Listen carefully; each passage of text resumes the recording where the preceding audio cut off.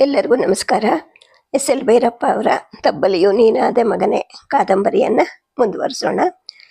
ವಿದೇಶದಿಂದ ಕಾಳಿಂಗನ ಹೆಂಡತಿ ಹಿಲ್ಡ ಮಗುವನ್ನು ಕರ್ಕೊಂಡು ಬರ್ತಾಳೆ. ಗಂಡ ಮಾಡಿರುವಂತಹ ಫಾರ್ಮ್ ಹೌಸು ಮತ್ತು ವ್ಯವಸಾಯಕ್ಕೆ ಬೇಕಾದ ವ್ಯವಸ್ಥೆಗಳು ಎಲ್ಲವನ್ನು ನೋಡಿ ಸಂತೋಷ ಪಡ್ತಾಳೆ. ಮರುದಿನ ಗಂಟನಾದ ಕೇಳಿಬರೋದ್ರಿಂದ ಅದೇನು ಅಂತ ಕೇಳಿದಾಗ ದೇವಸ್ಥಾನದದು ಹೋಗಿ ನೋಡ್ಕೊಂಡು ಬರೋಣ ಬಾ ಅಂತ ಕಾಳಿಂಗ ಅವಳನ್ನು ಪುಣ್ಯಕೋಟಿ ದೇವಸ್ಥಾನದ ಹತ್ರಕ್ಕೆ ಕರ್ಕೊಂಡು ಬರ್ತಾನೆ.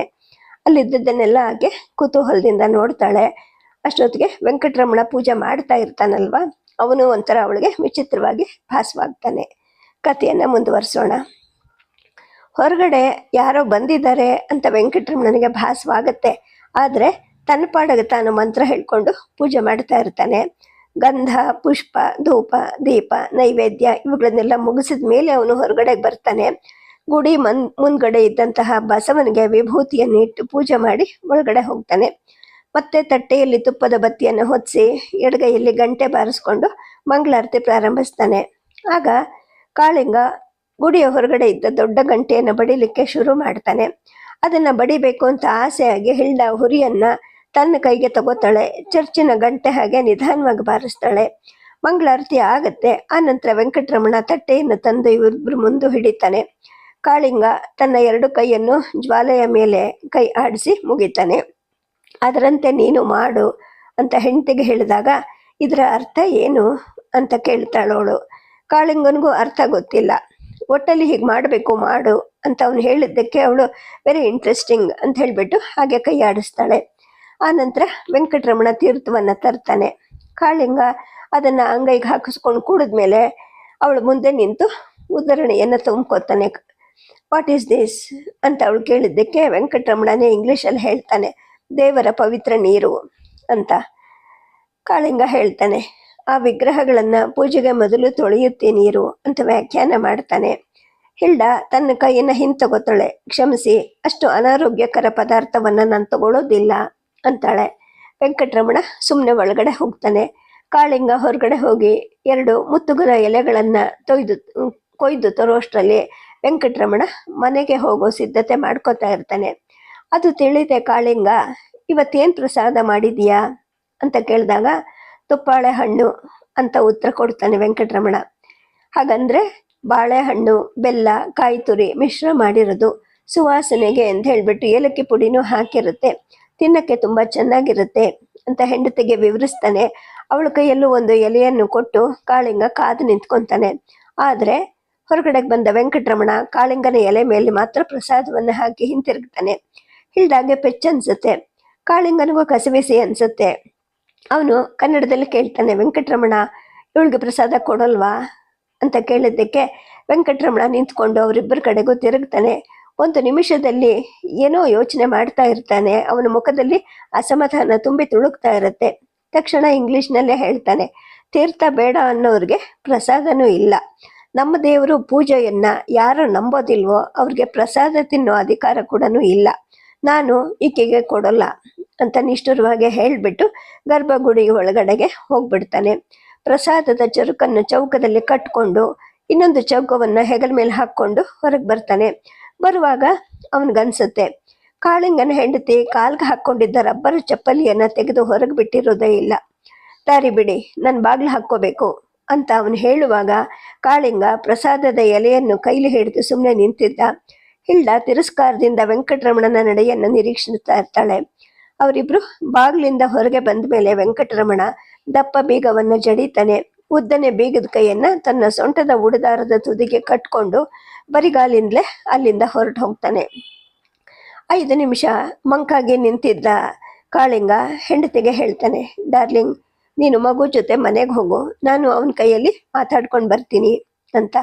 ಆ ಪೂಜಾರಿ ಕೈಯಲ್ಲಿ ಏನು ಮಾತಾಡೋದು ಅಂತ ಆಕೆ ತಿರಸ್ಕಾರದಿಂದ ಕೇಳ್ತಾಳೆ. ನಿನಗೆ ಗೊತ್ತಿಲ್ಲ, ಅವನೇನೋ ತಪ್ಪು ತಿಳ್ಕೊಂಡಿದ್ದಾನೆ, ಆಮೇಲೆ ಹೇಳ್ತೀನಿ ಅಂತ ಹೇಳಿಬಿಟ್ಟು ಅವಳಿಗೆ ಮತ್ತೆ ಮಾತಾಡಲಿಕ್ಕೆ ಸಮಯನೂ ಕೊಡದೆ ಹೊರಗಡೆಗೆ ಬರ್ತಾನೆ. ಕಾಲಿಗೆ ರಬ್ಬರ್ ಚಡಾವು ಮೆಟ್ಟಿ ಬೇಗ ಬೇಗ ಅಲ್ಲಿಂದ ಇಳಿದು ಬರ್ತಾನೆ. ಎಡಗೈಯಲ್ಲಿ ಹಿಡ್ಕೊಂಡಿದ್ದ ಪ್ರಸಾದ ಅವನ ಕೈಯಲ್ಲೇ ಇರುತ್ತೆ. ಕಾಳಿಂಗ ಅಮೇರಿಕೆಯಿಂದ ಬಂದ ಮೇಲೆ ತನ್ನ ಯೋಜನೆಗಳನ್ನು ಯಾರಿಗೂ ಹೇಳದೆ ತನ್ನಲ್ಲೇ ಹಾಕ್ಕೊಂಡು ಕಾರ್ಯ ಮಾಡ್ತಾ ಇದ್ದ. ಹೇಳಿದ್ರೂ ಅವನ್ನ ಅರ್ಥ ಮಾಡ್ಕೊಳ್ಳೋರು ಆ ಊರಲ್ಲಿ ಯಾರೂ ಇರಲಿಲ್ಲ ಅನ್ನೋದು ಅವನ ಭಾವನೆ. ಅದನ್ನು ವಿರೋಧಿಸಿದ್ರು ಅಥವಾ ಅರ್ಥ ಮಾಡ್ಕೊಂಡು ವಿರೋಧಿಸೋಂಥವ್ರು ಕೂಡ ಯಾರೂ ಇಲ್ಲ. ಜೊತೆಗೆ ತಾನು ಅಮೇರಿಕೆಯಲ್ಲಿ ಓದಿ ಬಂದಿರೋನು, ಕಂದಾಚಾರದ ಹಾಗೆ ಮಾತ್ರ ನಡೆಯೋ ಇವ್ರಿಗೆ ಏನು ತಿಳಿಸ್ಬೇಕು ಅನ್ನೋ ಒಂದು ಭಾವನೆನೂ ಅವನಲ್ಲಿ ತುಂಬಿಬಿಟ್ಟಿರುತ್ತೆ. 55 ರಾಸುಗಳನ್ನ ಕಟುಕನಿಗೆ ಮಾರಿದ್ದಕ್ಕೆ ಅವನ ಜೊತೆಗೆ ವಾದ್ಸಕ್ಕೆ ಅಂತ ಬಂದ ವೆಂಕಟೇಗೌಡ ಕೂಡ ಅವನ ಜೊತೆ ಮಾತಿನಲ್ಲಿ ವಿಜಯವನ್ನು ಸ್ಥಾಪಿಸದೆ ಅಲ್ಲಿಂದ ಹೊರಟೋಗಿರ್ತಾನೆ. ಆದರೆ ಕಳೆದ 8 ದಿನದಲ್ಲಿ ಒಂದು ದಿನ ವೆಂಕಟರಮಣ ಹೇಳ್ತಾನೆ, ನಮ್ಮ ದೇವರಿಗೆ ಕೈ ಮುಗಿಯೋದವನಿಗೆ ನಾನು ದೇವ್ರ ಪ್ರಸಾದವನ್ನ ಕೊಡೋದಿಲ್ಲ ಅಂತ ಕಾಳಿಂಗನ ಬೇಡಿಕೆಯನ್ನ ಅವನ ಆಳಿನ ಎದುರಿಗೇನೆ ತಿರಸ್ಕರಿಸಿಬಿಟ್ಟಿದ್ದ. ಆ ದಿನದಿಂದಲೇ ಕಾಳಿಂಗ ತನಗೆ ತಿಳಿದ ಹಾಗೆಯೇ ವೆಂಕಟರಮಣನಿಂದ ಆಕರ್ಷಿತನಾಗಿದ್ದ. ಅವನ ಮನಸ್ಸನ್ನು ಅವನಿಗೆ ತಿಳಿದಂತಹ ಒಂದು ಭಾವನೆ ಆಕ್ರಮಿಸ್ಕೊಂಡಿತ್ತು. ಅವನ ಹೆಂಡತಿ ಇಲ್ಲಿಗೆ ಬರೋ ತನಕ ಅವನಿಗೆ ತಾನು ಯಾರಿಗೂ ಅಂಜೋದು ಬೇಕಾಗಿಲ್ಲ, ಯಾರ ಸ್ನೇಹನೂ ಇಲ್ಲದೆ ಇರಬಲ್ಲೆ ಅನ್ನೋ ಒಂದು ಭಾವನೆ ತುಂಬಿಬಿಟ್ಟಿರುತ್ತೆ. ಆದರೆ ಮುಂಬೈಗೆ ಹೋಗಿ ಅವಳನ್ನ ಕರ್ಕೊಂಡು ಬಂದು ನಿನ್ನೆ ಅವಳ ಜೊತೆ ಈ ಭೂಮಿಯನ್ನು ತುಳಿದಾಗಿಂದ ಯಾಕೋ ಗೊತ್ತಿಲ್ಲ ತಾನು ಒಬ್ಬಂಟಿಗ ಅನ್ನೋ ಒಂದು ಭಾವನೆ ಅವನ ಮನಸ್ಸನ್ನು ಹಿಡಿದು ಬಿಟ್ಟಿರುತ್ತೆ. ರಾತ್ರಿ ಹೆಂಡತಿ ಸಹವಾಸದಲ್ಲಿದ್ದು 16 ಸಂಗತಿಗಳನ್ನು ಮಾತಾಡ್ತಿದ್ರು ಕೂಡ ಮನಸ್ಸಿನಲ್ಲಿ ಈ ಭಾವನೆ ಮಾತ್ರ ಹೋಗಿರೋದಿಲ್ಲ. ಅದು ನಿಮಿಷಕ್ಕೂ ಗಂಟೆಗೂ ದೃಢ ಆಗ್ತಾ ಹೋಗ್ತಿರುತ್ತೆ. ಅವನು ಈ ಫಾರ್ಮ್ ಹೌಸಲ್ಲಿ ಮಲಕ್ಕೊಳ್ಳೋದು ಇದೇ ಮೊದಲ ದಿನ ಏನಲ್ಲ. ಆದರೆ ಹಿಂದೆಂದೂ ಬಾರದ ಭಾವನೆ ಅವನಿಗೆ ಇವತ್ತಿನ ದಿವಸ ರಾತ್ರಿ ಎಲ್ಲ ಬಂದು ಅವನ ಮನಸ್ಸನ್ನು ಕೊರೀತಾ ಇರುತ್ತೆ. ಮಧ್ಯರಾತ್ರಿ ಹೊತ್ತಿಗೆ ಅವನಿಗೆ ವೆಂಕಟರಮಣನ ನೆನಪು ಮತ್ತೆ ಬರುತ್ತೆ.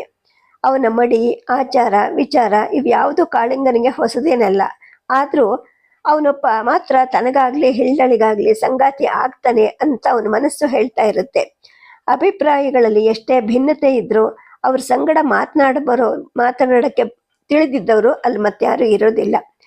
ವೆಂಕಟರಮಣನನ್ನ ಹಿಳ್ದಾಗೆ ಪರಿಚಯ ಮಾಡಿಸ್ಬೇಕು, ಅವನು ತನ್ನ ಮನೆಗೆ ಬಂದು ಹೋಗ್ತಾ ಇರೋ ಹಾಗೆ ಮಾಡಬೇಕು ಅಂತ ಕಾಳಿಂಗ ಯೋಚಿಸಿರ್ತಾನೆ.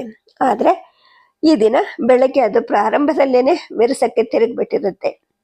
ಅವನು ಕಲ್ಯಾಣಿಯನ್ನ ಎಡಕ್ಕೆ ಬಿಟ್ಟು ಅರಳಿ ಮರದ ಕೆಳಗಡೆಗೆ ಹಾಯ್ದು ಮೆಟ್ಟಿಲುಗಳನ್ನ ಮುಟ್ಟೋ ಹೊತ್ತಿಗೆ ವೆಂಕಟರಮಣ ಆಗ್ಲೇ ಅವನ್ನೆಲ್ಲ ದಾಟಿ ಕೆಳಗಿದ್ದ ಆಲದ ತೋಪಿನ ಹತ್ರ ಹೋಗ್ತಾ ಇರ್ತಾನೆ. ಇವನು ಜೋರಾಗಿ ವೆಂಕಟರಮಣ ಅಂತ ಕೂಗಿದ್ರೂ ಅವನಿಗೆ ಕೇಳೋದಿಲ್ಲ. ಕಾಳಿಂಗ ಬೇಗ ಓಡ್ತಾನೆ. ಆಲದ ತೋಪಿನ ಹತ್ರಕ್ಕೆ ಬರೋ ಹೊತ್ತಿಗಾಗ್ಲೇ ವೆಂಕಟರಮಣ ಹಳ್ಳವನ್ನ ದಾಟ್ತಾ ಇರ್ತಾನೆ. ಮತ್ತು ಒಮ್ಮೆ ಕಾಳಿಂಗ ಗಟ್ಟಿಯಾಗಿ ಕೂಗಿದ್ದು ಅವನಿಗೆ ಕೇಳುತ್ತೆ. ಹಿಂತಿರುಗಿ ನಿಂತ್ಕೊಂಡು ಅವನು ನೋಡೋ ಅಷ್ಟರಲ್ಲೇನೆ ಕಾಳಿಂಗ ಎದುಸಿರು ಬಿಡ್ತಾನೆ. ಅವನ ಹತ್ರಕ್ಕೆ ಬರ್ತಾನೆ. ವೆಂಕಟರಮಣ, ನೀನು ಯಾಕೆ ಹಾಗೆ ಮಾಡಿದೆ ಅಂತ ಕೇಳ್ತಾನೆ. ಹೇಗೆ ಮಾಡಿದೆ ಅಂತ ವೆಂಕಟರಮಣ ಕೇಳಿದಾಗ, ಹಿಲ್ಡಾ ಬಗ್ಗೆ ಅಷ್ಟೊಂದು ಕಠಿಣವಾಗಿ ಮಾತಾಡಿ ನನ್ನ ಕೈಲೂ ಮಾತಾಡದೆ ಬಂದ್ಬಿಟ್ಟಿಯಲ್ಲ ಅಂತ ಕಾಳಿಂಗ ಕೇಳ್ತಾನೆ. ಕಠಿಣ ಏನಪ್ಪ, ಇದ್ದ ವಿಷಯನೇ ಹೇಳಿದ್ದೀನಿ ಅಂತ ವೆಂಕಟರಮಣ ಹೇಳ್ತಾನೆ. ಅವಳು ಪರದೇಶದವಳು, ಇಲ್ಲಿ ಆಚಾರ ವಿಚಾರ ಅವಳಿಗೆ ಗೊತ್ತಿಲ್ಲ. ಸ್ವಲ್ಪ ತಾಳ್ಮೆ ತಗೊಂಡಿದ್ರೆ ನಿನ್ನ ಗಂಟೇನು ಹೋಗ್ತಾ ಇತ್ತು ಅಂತ ಕಾಳಿಂಗ ಕೇಳ್ತಾನೆ. ಒಂದು ನಿಮಿಷ ವೆಂಕಟರಮಣ ಅವನ ಮಾತನ್ನ ಕೇಳಿಸ್ಕೊಳ್ತಾನೆ. ಆಮೇಲೆ ಹೇಳ್ತಾನೆ, ಸರಿಯಪ್ಪ, ಅವಳು ಪರದೇಶದವಳು ಅಂತೀಯ. ಪರದೇಶದವಳಿಗೆ ಈ ದೇಶದಲ್ಲಿ ಏನು ಕೆಲಸ? ಇಲ್ಲಿಗೆ ಬಂದ ಮೇಲೆ ಇಲ್ಲಿಯ ಆಚಾರ ವಿಚಾರವನ್ನ ಗೌರವಿಸ್ಬೇಕು. ತೀರ್ಥ ಅಂತ ಅಂದ್ರೆ ದೇವರ ಪವಿತ್ರೋದಕ ಅಂತ ನಾನು ಹೇಳಿದ ತಕ್ಷಣ ನೀನೇನು ಹೇಳಿದೆ? ಈ ವಿಗ್ರಹ ತೊಳೆದ ನೀರು ಅಂತ ವ್ಯಾಖ್ಯಾನ ಮಾಡಿದೆ. ಕಲ್ಲು ತೊಳೆದ ನೀರು ಆರೋಗ್ಯಕ್ಕೆ ಒಳ್ಳೆದಲ್ಲ ಅಂತ ತಿಳ್ಕೊಂಡವಳು ಹಾಗೆ ಮಾಡಿರಬಹುದು. ಆದರೆ ಹಾಗೆ ಹೇಳಿದ್ದು ತಪ್ಪು ನಿಂದು ಅಂತ ಹೇಳ್ತಾನೆ ಕಾಳಿಂಗ, ಸಾರಿ ವೆಂಕಟರಮಣ. ಈಗ ಕಾಳಿಂಗನ ಮನಸ್ಸಿಗೂ ಹಗುರ ಅನ್ಸುತ್ತೆ. ಹೌದು, ತಪ್ಪಾಯಿತು, ನಂದೇ ತಪ್ಪು, ಒಪ್ಕೋತೀನಿ. ಅವಳಿಗೆ ಇಲ್ಲಿ ವಿಚಾರ ಗೊತ್ತಿಲ್ಲ, ಅದನ್ನ ನೀನು ಅವಳಿಗೆ ನಿಧಾನವಾಗಿ ಹೇಳಿ ತಿಳಿಸು ಅಂದಾಗ, ನಾನ್ಯಾಕಪ್ಪ ಹೇಳಬೇಕು? ನಿನ್ನ ಹೆಂಡತಿ ಅವಳು, ನಿನಗೇನು ಬೇಕೋ ಅದನ್ನು ಹೇಳಿ ಕಲಿಸು ಅಂತ ವೆಂಕಟರಮಣ ತೀಕ್ಷ್ಣವಾಗಿ ಹೇಳ್ತಾನೆ. ಗಂಭೀರವಾದ ಈ ಮಾತಿನ ನಡುವೆ ಕಾಳಿಂಗನಿಗೆ ಇದ್ದಕ್ಕಿದ್ದ ಹಾಗೆ ನಗು ಬಂದ್ಬಿಡುತ್ತೆ. ಆದರೆ ತಡ್ಕೊಂಡು ಹೇಳ್ತಾನೆ, ನೀನೇ ಹೇಳಬೇಕಪ್ಪ. ಮೊದಲಿಂದಲೂ ನಮ್ಮ ಮನೆತನಕ್ಕೆ ನೀವೇ ಅಲ್ವಾ ಪುರೋಹಿತರು. ಶಾಸ್ತ್ರ ಸಂಬಂಧದ ವಿಷಯ ಏನಿದ್ರು ತಿಳುವಳಿಕೆ ಹೇಳೋದು ನಿನ್ನ ಕೆಲಸ ಅಲ್ವಾ ಅಂತಾನೆ. ಈ ಮಾತಿನಿಂದ ವೆಂಕಟರಮಣನಿಗೆ ಸ್ವಲ್ಪ ಹೆಮ್ಮೆ ಅನಿಸುತ್ತೆ. ಆ ಮಟ್ಟಕ್ಕೆ ಕಾಳಿಂಗ ತನ್ನನ್ನು ಒಪ್ಕೊಳ್ತಾನೆ ಅಂತ ಒಂದು ಅರಿವು ಅವನಲ್ಲಿ ಇರೋದ್ರಿಂದ ಅವನು ಸ್ವಲ್ಪ ಉಬ್ತಾನೆ. ಸ್ವಲ್ಪ ಕೂತ್ಕೋ ಹೇಳ್ತೀನಿ ಅಂತ ಹೇಳಿಬಿಟ್ಟು ಅವನು ಹೇಳಿದ್ಮೇಲೆ ಇಬ್ಬರು ಹತ್ತಿರ ಇದ್ದ ಬೂರುಗದ ಮರದ ನೆರಳಲ್ಲಿ ಕೂತ್ಕೊತಾರೆ. ತನ್ನ ಎಡಗೈಲಿ ಹಿಡಿದಿದ್ದ ಪ್ರಸಾದವನ್ನ ಕಾಳಿಂಗ ಹುಲ್ಲಿನ ಮೇಲೆ ಇಟ್ಕೊಂಡು ಅದ್ರ ಎದುರುಗಡೆಗೆ ಚಕ್ಕಲ್ ಮಕ್ಕಳದಲ್ಲಿ ಕೂತ್ಕೋತಾನೆ. ಅವನ ಎದುರಿಗೆ 3 ಮೊಳ ದೂರದಲ್ಲಿ ಕೂತು ವೆಂಕಟರಮಣ ಹೇಳ್ತಾನೆ, ನೋಡು, ನಾನು ಒಂದು ತಪ್ಪು ಕೆಲಸ ಮಾಡಿದೆ. ಇವತ್ತು ನಿನಗೆ ಪ್ರಸಾದ ಕೊಟ್ಬಿಟ್ಟೆ, ಆವತ್ತೂ ಸಹ ಕೊಟ್ಟೆ. ನನಗೆ ಆ ಸಂದರ್ಭದಲ್ಲಿ ಅದು ಹೊಳೆದಿರ್ಲಿಲ್ಲ ನೋಡು, ನೀನು ಕೂಡ ದೇವರ ಪ್ರಸಾದಕ್ಕೆ ಅರ್ಹ ಅಲ್ಲ ಅಂತಾನೆ. ಮಾತು ಮತ್ತೆ ಗಂಭೀರ ಆಗ್ತಾ ಇರೋದ್ರಿಂದ ಕಾಳಿಂಗ ಮತ್ತೆ ಪೆಚ್ಚಾಗ್ತಾನೆ. ಯಾಕಪ್ಪ ಹಾಗಂತೀಯ ಅಂತ ಕೇಳ್ತಾನೆ. ಆ ವಿಷಯವಾಗಿ ನಿನ್ನ ಕೈಲಿ ಮಾತಾಡಬೇಕು ಅಂತ ನಾನೇನೆ ಆಗ 2 ದಿನ ಊರಿಗೆ ಬಂದಿದ್ದೆ, ನೀನಿರ್ಲಿಲ್ಲ. ಆಮೇಲೆ ನಿನ್ನ ಮುಖನೇ ಸಿಕ್ಲಿಲ್ಲ. ದೊಡ್ಡಿಯ ಮುದಿದನನ ನೀನು ಕಟಕನಿಗೆ ಮಾರ್ಬಿಟ್ಟಿದೀಯಂತೆ ಅಂತ ವೆಂಕಟರಮಣ ಕೇಳ್ತಾನೆ. ಹೌದು, ಈ ವಿಷಯದಲ್ಲಿ ನೀನು ಏನು ವಾದ ಹೇಳ್ತೀಯ ಅಂತ ನನಗೆ ಚೆನ್ನಾಗಿ ಗೊತ್ತು. ಮನೆಯಲ್ಲಿರೋ ಹುಲ್ಲನ್ನೆಲ್ಲ ಮುದಿ ದನಗಳು ತಿಂದ್ರೆ ಉಳಿದ ದನನ ಸಾಕೋ ಕಷ್ಟ ನಿನಗೆ ಗೊತ್ತಿಲ್ಲಪ್ಪ ಅಂತ ಕಾಳಿಂಗ ಹೇಳ್ತಾನೆ. ಅಂದ್ರೆ ಈ ವಿಷಯವಾಗಿ ಮಾತಾಡಬೇಡ ಅಂತ ತಾನೇ ನಿನ್ನ ಸೂಚನೆ? ಸರಿ ಬಿಡು, ನಾನು ಮಾತು ಆಡೋದಿಲ್ಲ. ಆದ್ರೆ ತಿಳ್ಕೊ, ಇದರಿಂದ ನಿನಗೆ ಒಳ್ಳೇದಾಗಲ್ಲ, ನಿನ್ನ ವಂಶಕ್ಕೂ ಒಳ್ಳೇದಾಗಲ್ಲ. ಗೌಡಜ್ಜನ ವಂಶ ಸಾರೋದ್ಧಾರವಾಗಿ ಬೆಳೀಲಿ ಅಂತ ನಾನು ಇಲ್ಲಿ ತನಕ ಪೂಜೆ ಮಾಡುವಾಗ ಬೆಳ್ಕೋತಾ ಇದ್ದೆ. ಇದೇ ಮನೋಭಾವನೆ ನಿನ್ನಲ್ಲಿದ್ರೆ ಗೌಡಜ್ಜ ನರ್ಕಕ್ಕೆ ಹೋದ್ರೂ ಸರಿ, ಆ ವಂಶ ಬೆಳೆಯೋದು ಬೇಡ ಅಂತಲೇ ನಾನು ಕೇಳ್ಕೊಳ್ತೀನಿ ಅಂತ ವೆಂಕಟರಮಣ ಹೇಳ್ತಾನೆ. ಈ ಮಾತುಗಳನ್ನ ಕೇಳಿ ಕಾಳಿಂಗನಿಗೆ ನಗು, ಸಿಟ್ಟು, ಖೇದ, ವ್ಯಸನ ಮೊದಲಾಗಿ ಸಮ್ಮಿಶ್ರ ಭಾವಗಳು ಉಂಟಾಗುತ್ತವೆ. ವೆಂಕಟರಮಣ, ಆ ಮುತ್ತುಗದೆಲೆಯಲ್ಲಿ ಇದೆಯಲ್ಲ ರಸಾಯನ, ಅದನ್ನ ನೀನು ತಿನ್ಬೇಡ. ನೀರು ಹಾಕಿಲ್ಲ, ಏನಿಲ್ಲ, ನಾನು ವಾಪಸ್ ತಗೊಂಡು ಹೋಗ್ತೀನಿ. ಅದನ್ನ ಮುಟ್ಟೋ ಅಧಿಕಾರ ನಿನಗಿಲ್ಲ ಅಂತ ಹೇಳ್ಬಿಟ್ಟು ಅದನ್ನು ಎತ್ತಿ ಒಂದು ಕೈಲಿ ಹಿಡ್ಕೊಂಡು ಇನ್ನೊಂದು ಕೈಲಿ ಚೌಕದಲ್ಲಿ ಕಟ್ಟಿದ್ದ ಪ್ರಸಾದ ಪಾತ್ರೆಯಲ್ಲಿ ಹಿಡ್ಕೊಂಡು ಅಲ್ಲಿಂದ ಎದ್ದು ಹೊರಟೇ ಬಿಡ್ತಾನೆ. ಸ್ವಲ್ಪ ನಿಲ್ಲು ಅಂತ ಕೂಗ್ಲಿಕ್ಕೆ ಅಂತ ಕಾಳಿಂಗನ ಮನಸ್ಸಿಗೆ ಬರುತ್ತೆ. ಆದ್ರೆ ಅವನಿಗೆ ಮಾತಾಡ್ಲಿಕ್ಕೆ ಸಾಧ್ಯ ಆಗೋದಿಲ್ಲ. ಏಕೆಂದ್ರೆ ಈ ತರದ ಅವಮಾನವನ್ನ, ಸೋಲನ್ನ ಅವನು ಎಂದೂ ಅನುಭವಿಸಿರೋದಿಲ್ಲ.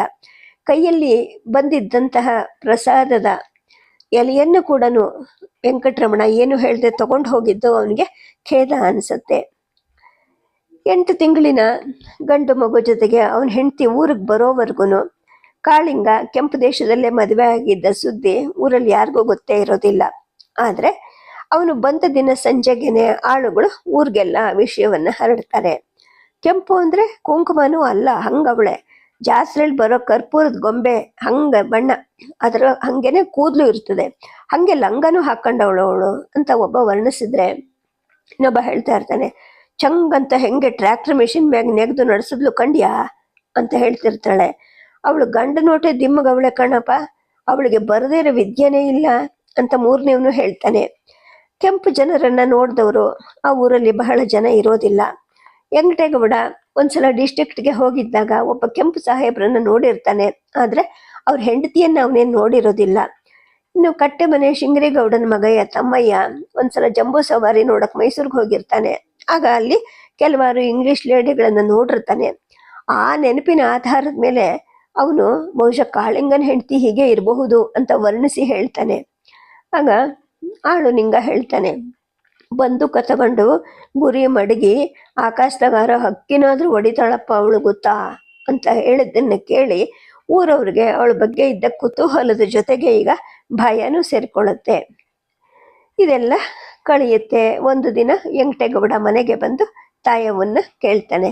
ಕೆಂಪು ಸೊಸೆ ಬಂದವಳಂತೆ, ನೋಡ್ಕೊಂಡು ಬಂದ್ಯಾ ಅಂತ ಕೇಳಿದಾಗ ತಾಯವ್ವ ಇಲ್ಲ ಅಂತ ತಲೆ ಆಡಿಸ್ತಾಳೆ. ಕಾಳಿಂಗನ ಹೆಂಡತಿ ಬಂದು ಆಗ್ಲೇ 6 ದಿನ ಆಗಿರತ್ತಲ್ಗೆ. ಅವಳು ಬರೋದಿರ್ಲಿ, ಆ ದಿನದಿಂದ ಮಗ ಕೂಡ ಈ ಮನೆಗೆ ಬಂದಿರೋದಿಲ್ಲ. ಬೇಕಾದಷ್ಟು ಹಾಲನ್ನ ಮಾತ್ರ ಆಳುಗಳು ತಗೊಂಡು ಹೋಗ್ತಾ ಇರ್ತಾರೆ. ಮಿಷಿನ್ ಹೊಲದಲ್ಲಿ ದುಡಿಯೋ ಆಳುಗಳಲ್ಲಿ ಕೆಲವರು ದಿನಕೂಲಿಯವರು ಇರ್ತಾರೆ. ಇನ್ನು 1-2 ಜನ ಮನೆ ಆಳುಗಳು, ಅವ್ರು ಮಾತ್ರ ಊಟಕ್ಕೆ ಮನೆಗೆ ಬರ್ತಾ ಇರ್ತಾರೆ. ಕಾಳಿಂಗನ ಹೆಂಡತಿ ಬಂದ ಮೇಲೆ ಅವನಿಗೆ ಮಾತ್ರವಲ್ಲದೆ ಜಮಾಲನ್ಗೂ ಮನೆಯಿಂದ ಊಟ ಕಳಿಸೋ ತೊಂದರೆ ತಾಯವ್ವಂಗೆ ತಪ್ಪಿರುತ್ತೆ. ವೆಂಕಟೇಗೌಡ ಕೇಳ್ತಾನೆ, ಮೊಮ್ಮಗನು ಬಂದವನಂತೆ ಅಂದಾಗ ತಾಯವ್ವ ಹೌದು ಅಂತ ತಲೆ ಹಾಕ್ತಾಳೆ. ಗೌಡ ಹೇಳ್ತಾನೆ, ಒಳಗೇನೆ ಮದುವೆ ಮಾಡ್ಕೊಂಡಿದ್ದಾನೆ, ಮಗನೂ ಆಗಿದೆ, ಇನ್ನು ಬ್ಯಾಗ್ ಊರಿಗೆ ಬರ್ಬೇಕು ಅನ್ನೋ ಜ್ಞಾನ ಯಾಕೆ ಬರ್ತೈತೆ ಹೇಳು? ಅದಕ್ಕೆ 8 ದಿನ ಅಲ್ಲೇ ಇದ್ದಿದ್ದು. ನೋಡಿದ್ಯಾ ಅವನ್ನ? ಊರಿಗೆ ಬಂದು 6-7 ತಿಂಗಳೇ ಆಗೈತೆ, ಮದುವೆ ಆಗೈತೆ ಅಂತ ಬಾಯಿ ಬಿಟ್ಟಿದ್ನ ಈ ಗುರುಮ್ಗಾತಕ ನನ್ನ ಮಗ ಅಂತ ಅಂತಾನೆ. ತಾಯವ್ವ ಇಲ್ಲ ಅಂತ ತಲೆ ಹಾಕ್ತಾಳೆ. ವೆಂಕಟೇಗೌಡ ಹೇಳ್ತಾನೆ, ಯಾಕವ್ವ, ನಮ್ಮ ಜಾತಿಲಿ ಚಂದಾಗಿರೋ ಹೆಣ್ಣು ಸಿಗ್ತೇನಿರ್ಲ್ವಾ? ಆ ಕೆಂಪು ಜಾತಿ ದನದ ಮಾಂಸ ತಿಂತಾರಂತೆ. ಇನ್ಮೇಲೆ ದೊಡ್ಡ ದನವೆಲ್ಲ ನಿನ್ನ ಮಗ ಸೊಸೆಗೆ ಆಯ್ತೋ ಬಿಡು ಅಂತ ಅಂತಾನೆ. ಈ ಮಾತನ್ನ ಕೇಳಿ ತಾಯವ್ವ ಕೈಗಳಿಂದ ತನ್ನ 2 ಕಿವಿಯನ್ನು ಮುಚ್ಕೊಳ್ತಾಳೆ. ಅವಳ ಮಟ್ಟಿಗೆ ಅಂತಹ ಮಾತನ್ನ ಕೇಳೋದು ಕೂಡ ಪಾಪವಾಗಿರುತ್ತೆ. ಆದ್ರೆ ಅವಳು ನಿರುಪಾಯಳಾಗಿರ್ತಾಳೆ. ಮಗ ಮುದಿ ದನಗಳನ್ನ ಕಟ್ಟುಕನಿಗೆ ಮಾರಿರ್ತಾನೆ, ಅಥವಾ ಅಂಥವನ್ನ ತಾನೇ ದನಗಳನ್ನ ಕೊಂದು ತಿಂದಿರಬಹುದಾ? ಕೆಂಪು ದೇಶದಲ್ಲಿ ಅವನಿಷ್ಟು ದಿನವೂ ತಿಂದೆ ಬಂದಿದ್ದಾನ ಅಂತ ವೆಂಕಟೇಗೌಡ ಹೇಳಿದ್ದು ಆಕೆಗೆ ನೆನಪಾಗತ್ತೆ. ಆ ರಾತ್ರಿ ಎಲ್ಲ ತಾಯವ್ವನಿಗೆ ನಿದ್ದೆ ಹೊತ್ತೋದಿಲ್ಲ. ನಡುರಾತ್ರಿಯಲ್ಲಿ ಎದ್ದು ಬುಡ್ಡಿ ಹಚ್ಕೊಂಡು ದೊಡ್ಡಿಗೆ ಹೋಗ್ತಾಳೆ. ಇದ್ದ ದನಗಳನ್ನೆಲ್ಲ ಎಣಿಸಿ ಬರ್ತಾಳೆ. ಅವುಗಳಲ್ಲಿ ಒಟ್ಟು 54 ರಾಸುಗಳು, 19 ಕರುಗಳು ಇರುತ್ತವೆ. ನೆನಪಿಗೂ ಸರಿಯಾಗಿ ಇರಲಿ ಅಂದ್ಬಿಟ್ಟು ಅವಳು ಒಳಗೆ ಬಂದು ಒಂದು ಪುಟ್ಟೆ ಮೊಗೆನಲ್ಲಿ 22 ಅವರೆಕಾಳುಗಳು ಅಂದ್ರೆ ಹಸುಗಳು, 16 ಹುರುಳಿ ಕಾಳುಗಳು ಅಂದ್ರೆ ಎತ್ತುಗಳು, 16 ಹರಳು ಅಂದ್ರೆ ಪ್ರಾಯಕ್ಕೆ ಬರ್ತಿದ್ದ ಆದ್ರೆ ಇನ್ನು ಆರಿಗೆ ಕಟ್ಟದ ಹೋರಿಕರುಗಳು ಮತ್ತು 19 ತೊಗರಿ ಕಾಳುಗಳು ಅಂದ್ರೆ ಸಣ್ಣ ಮತ್ತು ಸ್ವಲ್ಪ ದೊಡ್ಡ ಕರುಗಳನ್ನ ಅಂತ ಲೆಕ್ಕ ಹಾಕಿ ಮುಚ್ಚಿಟ್ಟಿರ್ತಾಳೆ. ಆ ದಿನದಿಂದಲೂ ಪ್ರತಿದಿನ ದನಗಳ ದೊಡ್ಡಿಗೆ ಬಂದ ಮೇಲೆ ಮೊಗೆ ಕಾಳುಗಳ ಲೆಕ್ಕ ಜೊತೆಗೆ ದನಗಳ ಲೆಕ್ಕವನ್ನ ತಾಳೆ ಹಾಕ್ತಾ ಇದ್ಲು. 7-8 ದಿನ ಹಾಗೆ ನೋಡಿ ಲೆಕ್ಕ ಸರಿ ಕಂಡ್ಮೇಲೆ ಅವಳ ಮನಸ್ಸಿಗೆ ಸ್ವಲ್ಪ ನೆಮ್ಮದಿ ಅನ್ಸತ್ತೆ. ಕಾಳಿಂಗನ ಕೆಂಪು ಹೆಂಡತಿ ಬಂದು 15 ದಿನಗಳಾಗಿರುತ್ತೆ. ಅವಳಾಗ್ಲಿ ಕಾಳಿಂಗ ಆಗ್ಲಿ ಊರಿಗೆ ಬಂದೇ ಇರೋದಿಲ್ಲ. ಬೇಕಾದ ಸಾಮಾನುಗಳನ್ನ ಆಳುಗಳು ಬಂದು ತಗೊಂಡು ಹೋಗ್ತಾ ಇರ್ತಾರೆ. ಹೋಗಿ ಒಂದ್ಸಲ ಮಗು ನೋಡ್ಕೊಂಬರ್ಬೇಕು ಅಂತ ತಾಯವ್ವಂಗೆ ಆಸೆ ಬಾಧಿಸ್ತಿರುತ್ತೆ.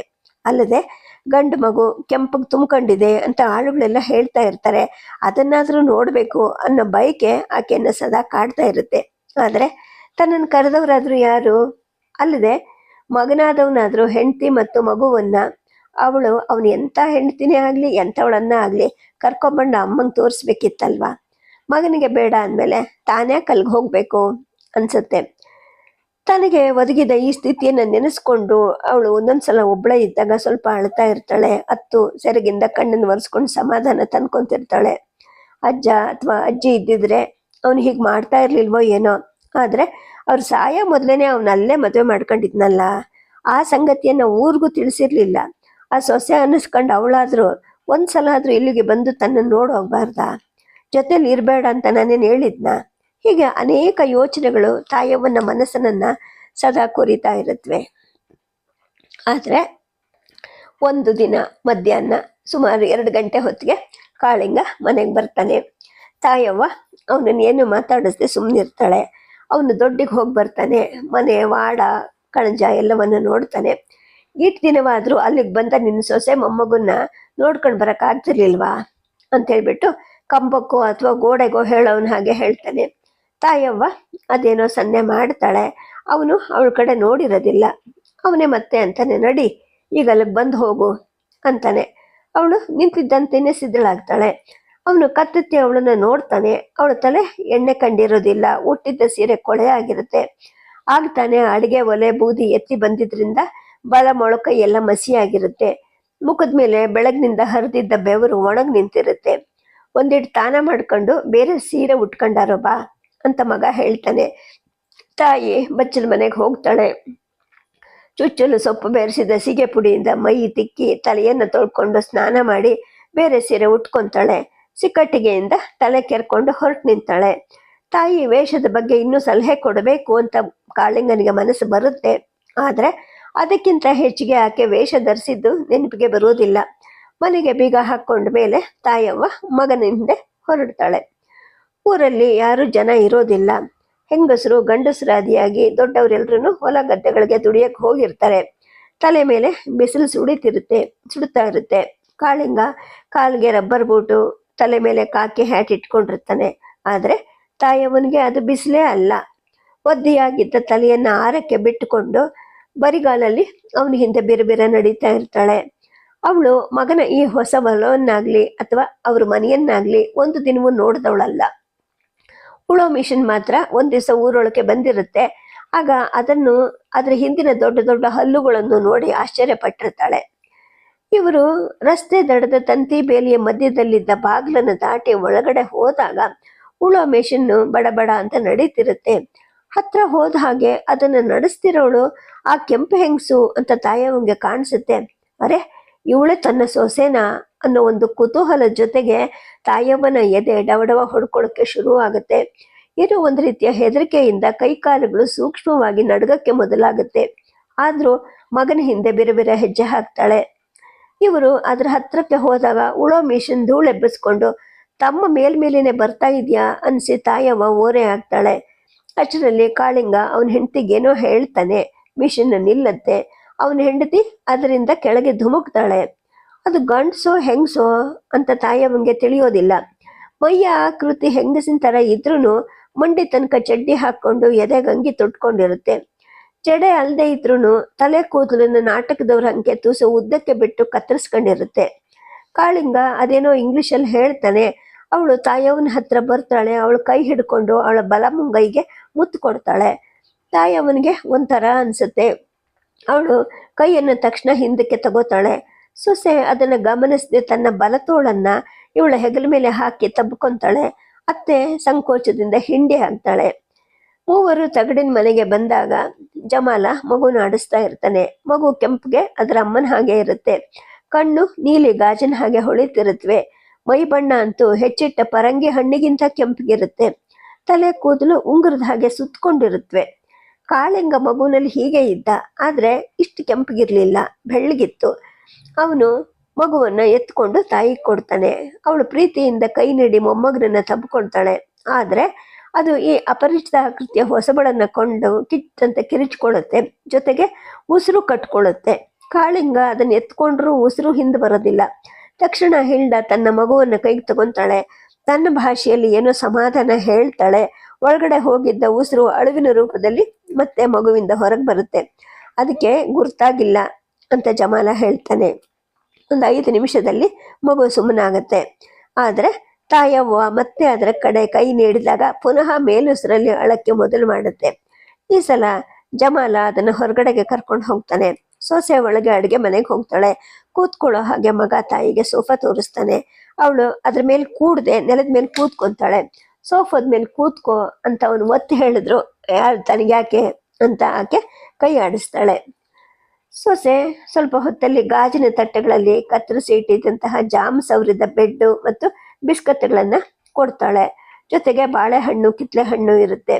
ಒಂದು ತಟ್ಟೆಯನ್ನು ಮುಂದೆ ಇಟ್ಟಾಗ ಅತ್ತೆ ನಾನು ಒಲ್ಲೆ ಅಂತ ಕೈ ಆಡಿಸ್ತಾಳೆ.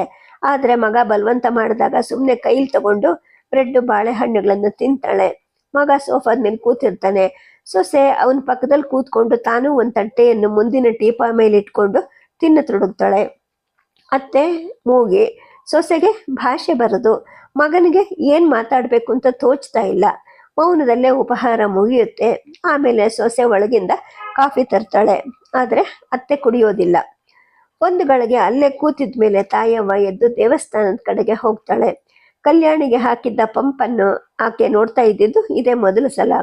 ಅಲ್ಲಿಂದ ದೇವಸ್ಥಾನದ ಏರನ್ನ ಹತ್ತುತ್ತಾಳೆ. ಮುಂದಿನ ಅಂಗಳದ ದೊಡ್ಡ ಗಂಟೆಯನ್ನ 4 ಸಲ ಬಾರಿಸ್ತಾಳೆ. ಬಲ ಮುಂದಾಗಿ ಪ್ರದಕ್ಷಿಣೆ ಮಾಡಿ ಗುಡಿ ಹೊಸಲಿಗೆ ಹಣೆ ಕೊಟ್ಟು ನಮಸ್ಕಾರ ಮಾಡ್ತಾಳೆ. ಹೊಸಲಿನ ಮೇಲೆ ವೆಂಕಟರಮಣ ಇಟ್ಟಿದ್ದ 3 ಬಿಲ್ವಪತ್ರಗಳಲ್ಲಿ ಒಂದನ್ನು ತಗೊಂಡು ಸೆರಗಿಗೆ ಕಟ್ಕೋತಾಳೆ. ನಂತರ ಗುಡಿ ಮುಂದಿನ ಬಸವಣ್ಣನ ಪಾದವನ್ನ ಮುಟ್ಟಿ ಕೈಯನ್ನು ತಲೆಗೆ ಸವರ್ಕೊಂತಾಳೆ. ಅವನ ಮುಖ ಕೋಡುಗಳನ್ನು 2 ಕೈಯಲ್ಲೂ ಹಿಡಿದು ಪ್ರೀತಿಯಿಂದ ತಬ್ಬಿ ಕಣ್ಣಿಗೆ ಒತ್ಕೊಂಡ ಮೇಲೆ ದೇವಸ್ಥಾನದ ಜಗಲಿ ಮೇಲೆ ಒಪ್ಪಳೆ ಸುಮಾರು 1 ಗಂಟೆ ಕಾಲ ಕೂತ್ಕೊಂತಾಳೆ. ಈ ಗುಡಿ ಕಟ್ಟಿಸುವಾಗ ಅವಳ ಮಾವ ಸದಾ ಇಲ್ಲೇ ಇರ್ತಾ ಇದ್ದಿದ್ದು. ಅತ್ತೆ ಮನೆಯಲ್ಲಿ ಸಡಗರ ಪಡ್ತಿದ್ದಿದ್ದು. ತಾನು ಒಡ್ಡರ್ಗೆ ಅಂತ ಅಡುಗೆ ಮಾಡ್ಕೊಂಡು ಬರ್ತಾ ಇದ್ದಿದ್ದು. ದೇವಸ್ಥಾನದಲ್ಲಿ ಆದ ವಿಗ್ರಹದ ಪ್ರತಿಷ್ಠಾಪನೆ ಮೊದಲಾಗಿ ಅವಳ ನೆನಪು ಹಿಂದೆ ನಡೆದದ್ದನ್ನೆಲ್ಲ ನೆನೆಸ್ಕೊಳ್ತಾ ಇರುತ್ತೆ. ಗುಡಿ ಕಟ್ಟಿದಾಗ್ಲೇನೆ ಇಲ್ಲಿ ದನದ ಜಾತ್ರೆ ಆಗಿತ್ತು. ಕೆಳಗಡೆ ಈಗ ಇವರು ಮಿಷನ್ನಲ್ಲಿ ಉತ್ತು ಬಿತ್ತಿ ಮಾಡ್ತಾ ಇರೋ ಜಾಗ ಎಲ್ಲ ಆಗ ದನಗಳು ಸೇರಿದ್ದ ಜಾಗನೇ ಆಗಿತ್ತು. ಒಂದೇ ವರ್ಷ ಏನು ಒಂದೇ ತಿಂಗಳಲ್ಲೇನೆ ಅತ್ತೆ ಮಾವ ಇಬ್ರು ಸತ್ರು. ಈಗ ಮಗ ಅಲ್ಲಿ ಹೊಲ ಮಾಡ್ಕೊಂಡು ಬೇಲಿ ಹಾಕೊಂಡ. ಇನ್ನು ಯಾವ ಸಂಕ್ರಾಂತಿಗೂ ಇಲ್ಲಿ ಜಾತ್ರೆ ಅನ್ನೋದಾಗೋದೇ ಇಲ್ಲ. ಹೋದ ಸಂಕ್ರಾಂತಿಯಲ್ಲಿ ವೆಂಕಟರಮಣ ದೇವರಿಗೆ ವಿಶೇಷ ಪೂಜೆ ಮಾಡಿದ್ದ. ತಾಯವ್ವ ಉಪವಾಸ ಇದ್ದು ಇಲ್ಲಿಗೆ ಬಂದು ತೀರ್ಥ ಪ್ರಸಾದ ತಗೊಂಡಿದ್ಲು. ಮನೆಯಲ್ಲೇ ದೊಡ್ಡ ದನಗಳಿಗೆಲ್ಲ ಅರಿಶಿನ ಕುಂಕುಮ ಹಚ್ಚಿ ಪಾಲು ಪೊಂಗಲ್ ಮಾಡಿ ತಿನ್ನಿಸಿದ್ಲು. ಇನ್ನು ಇಲ್ಲಿ ಮತ್ತೆ ಜಾತ್ರೆ ಆಗೋದು ಯಾವಾಗ ಅಂತ ಅವಳ ಮನಸ್ಸು ಚಿಂತಿಸಕ್ಕೆ ಪ್ರಾರಂಭ ಮಾಡತ್ತೆ. ಅಷ್ಟರಲ್ಲಿ ಕೆಳಗಿನ ಹೊಲದಲ್ಲಿ ಉಳೋ ಮಿಷನ್ನು ಬಡಬಡ ದಡಬಡ ಅಂತ ಸದ್ದು ಎಲ್ಲ ಕೇಳತ್ತೆ. ತಾಯವ್ವ ತನ್ನ ಕೂತಲ್ಲಿಂದ ಎದ್ದು ಮುಂದಕ್ಕೆ ಬಂದು ನೋಡ್ತಾಳೆ. ಅವಳು ಸೊಸೆನೆ ಅದ್ರ ಮೇಲೆ ಕೂತು ನಡೆಸ್ತಾ ಇರ್ತಾಳೆ. ತಾಯವ್ವ ಮತ್ತೆ ದೇವ್ರಿಗೆ ನಮಸ್ಕಾರ ಮಾಡ್ತಾಳೆ. ಬಸವಣ್ಣನನ್ನ ಮುಟ್ಟಿ ಕಣ್ಣು ಗೊತ್ಕೊಂಡು ಕೆಳಗಿಳಿದು ಹೊರಡ್ತಾಳೆ. ಮಗನ ಹೊಲದ ಕಡೆಗೆ ಹೋಗದೆ ಬಳಸಾದ್ರೂ ಪರವಾಗಿಲ್ಲ ಅನ್ಕೊಂಡು ಸ್ವಲ್ಪ ದೂರ ಅಗ್ರಹಾರದ ದಾರಿಯನ್ನ ಹಿಡಿದು ಅಲ್ಲಿಂದ ಊರಿಗೆ ಹಿಂತಿರುಗ್ತಾಳೆ. ಅಲ್ಲಿಂದ ಮುಂದೆ ತಾಯವ್ವ ಮಗನ ಫಾರ್ಮ್ ಹೌಸ್ಗೆ ಹೋಗೋದಿಲ್ಲ. ಮನೆಯಲ್ಲಿ ತನ್ನ ಕೆಲಸ ಕಾರ್ಯ ಮಾಡ್ಕೊಂಡು ತಾನಿರ್ತಾಳೆ. ದಿನಾನು ಅಲ್ಲಿಗೆ ಹಾಲು ಹೋಗ್ತಾ ಇರುತ್ತೆ. ಆದ್ರೆ ಒಂದು ದನವನ್ನು ಅವರು ತರಿಸ್ಕೊಂಡಿರೋದಿಲ್ಲ. ಈಕೆಗೆ ಅದೊಂದು ತೃಪ್ತಿ ಇರುತ್ತೆ. ಒಂದಿನ ಶುಕ್ರವಾರ ಅಪರಾಹ್ನ 3 ಗಂಟೆ ಹೊತ್ತಿಗೆ ಅವಳು ಮನೆಯನ್ನೆಲ್ಲ ಸಾರಿಸಿ ಅದೇ ತಾನೇ ರಂಗೋಲಿ ಹಾಕ್ತಾ ಇರ್ತಾಳೆ. ಪ್ರತಿ ಶುಕ್ರವಾರವನ್ನು ಮನೆಯನ್ನು ಸಾರಿಸಿ ದೊಡ್ಡಿಯ ದನಗಳಿಗೆ ಸಂಜೆ ಪೂಜೆ ಮಾಡೋದು ಊರಲ್ಲಿ ಎಲ್ಲ ಸಂಸಾರಗಳಲ್ಲೂ ಮೊದಲಿಂದ ನಡೆದು ಬಂದ ಪದ್ಧತಿನೇ ಆಗಿರುತ್ತೆ. ತಾಯವ್ವ ಒಳ ಅಂಗಳದ ಎದುರುಗೋಡೆ ಕೆಳಗಡೆ ರಂಗವಲ್ಲಿಯ 2 ಎಳೆಯ ಹಸೆ ಹಾಕ್ತಾ ಇರ್ತಾಳೆ. ಅದ್ರ ಮೇಲೆ ಒಂದು ಹಸುವನ್ನ ನಿಲ್ಲಿಸಿ ಸಂಜೆ ಊದುಗಡ್ಡಿ ಹಚ್ಚಬೇಕಾಗಿರುತ್ತೆ. ಅಷ್ಟರಲ್ಲಿ ಹೊರಗಡೆಯಿಂದ ಕಾಳಿಂಗ ಮತ್ತು ಅವನ ಹೆಂಡತಿನೂ ಬರ್ತಾರೆ. ಅವರ ಆಗಮನ ಅನಿರೀಕ್ಷಿತವೇ ಆಗಿರುತ್ತೆ. ಬಗ್ಗಿ ನೋವು ಬಂದಿದ್ದ ಸೊಂಟವನ್ನ ನೆಟ್ಟಿಗೆ ಮಾಡಿಕೊಂಡು ತಾಯವ್ವ ಸುಮ್ಮನೆ ನಿಂತ್ಕೊಳ್ತಾಳೆ. ಈ ದಿನ ಸೊಸೆ ಚಡ್ಡಿ ಹಾಕೊಂಡಿರೋದಿಲ್ಲ. ಮೊಳಕಾಲು ಕಾಣೋ ಹಾಗೆ ಲಂಗ ತೊಟ್ಟು ಮೈಗೆ ಗಂಡಸರ ಹಾಗೆ ಅಂಗಿ ಹಾಕೊಂಡಿರ್ತಾಳೆ. ತಲೆ ಮೇಲೆ ಅಗಲವಾದ ಹ್ಯಾಟ್ ಇರುತ್ತೆ. ಗಂಡ ಹೇಳಿದ ಹಾಗೆ ಅವಳು ಕಾಲಿನ ಚಪ್ಪಲಿಯನ್ನ ಹೊರಬಾಗ್ಲಲ್ಲಿ ಬಿಟ್ಟು ಹೊಸಲು ದಾಟಿ ಒಳಗ್ ಕಾಲಿಡ್ತಾಳೆ. ಆದ್ರೆ ತಕ್ಷಣ ಅಸಹ್ಯ ಆದವಳ ಹಾಗೆ ಕಾಲನ್ನ ಹಿಂದಕ್ಕೆ ತೆಗೆದು ಹೊಸಲಿನ ಮೇಲೆ ನಿಂತು ಗಂಡನಿಗೆ ಹೇಳ್ತಾಳೆ, ವಾಟ್ ಈಸ್ ದಿಸ್ ದಟ್ ಅಂದಾಗ, ಮನೇನ ಶುಚಿ ಮಾಡ್ತಾ ಇದ್ದಾರೆ ಅಂತ ಕಾಳಿಂಗ ಹೇಳ್ತಾನೆ. ಆದ್ರೆ ಏನಿದು, ಸಗಣಿ ವಾಸನೆ ಬರುತ್ತಲ್ಲ, ನೆಲಕ್ಕೆಲ್ಲ ಸಗಣಿ ಬಡಿಯೋದಕ್ಕೆ ಶುಚಿ ಮಾಡೋದು ಅಂತಾರ ಅಂತ ಹಿಲ್ಡಾ ಕೇಳ್ತಾಳೆ. ಈ ದೇಶದ ಪದ್ಧತಿ ನಿನಗಾಗ್ಲೇ ಹೇಳಿದ್ದೆ ಅಲ್ವಾ ನಾನು. ಹಸುವಿನ ಸಗಣಿಯಿಂದ ತೊಳೆದ್ರೇನೆ ನೆಲ ಶುದ್ಧಿ ಆಗುತ್ತೆ. ಅದರಿಂದ ಧಾರ್ಮಿಕ ಶುದ್ಧಿ ಲಭಿಸುತ್ತೆ. ಶಾಸ್ತ್ರದಲ್ಲಿ ಹಾಗೆ ಹೇಳಿದೆ ಅಂತ ಹೇಳ್ಬಿಟ್ಟು ಕಾಳಿಂಗ ಅವಳಿಗೆ ವಿವರಣೆ ಕೊಡ್ತಾನೆ. ಇದು ನಿಜವಾಗ್ಲೂ ಅರ್ಥವಾಗದ ಪದ್ಧತಿ ಅಂತ ಆಕೆ ಹೇಳ್ತಾಳೆ. ದನದ ಸಗಣಿನಲ್ಲಿ ಕ್ರಿಮಿನಾಶಕ ರೋಗನಾಶಕ ಗುಣ ಇದೆ, ಅದಕ್ಕೋಸ್ಕರ ಹೀಗೆ ಮಾಡ್ತಾರೆ ಅಂತ ಕಾಳಿಂಗ ತನ್ನ ವ್ಯಾಖ್ಯೆಯನ್ನ ಅವಳ ತರ್ಕಕ್ಕೆ ಹೊಂದೋ ಹಾಗೆ ತಿರುಗಿಸಿ ಹೇಳ್ತಾನೆ. ಕ್ರಿಮಿನಾಶಕವಾಗಿ ಲೋಷನ್ ಹಾಕ್ಲಿ, ಡೆಟಾಲ್ ಹಾಕ್ಲಿ, ದನದ ಸಗಣಿ ಯಾಕೆ ಹಾಕ್ಬೇಕು, ಇದೆಂತಹ ಧಾರ್ಮಿಕತೆ ಅಂತ ಹಿಲ್ಡ ಕಾಳಿಂಗನಿಗೆ ಮರು ಪ್ರಶ್ನೆ ಹಾಕ್ತಾಳೆ. ಸದ್ಯಕ್ಕೆ ಕಥೆಯನ್ನ ನಿಲ್ಸಿರ್ತೀನಿ. ನಮಸ್ಕಾರ.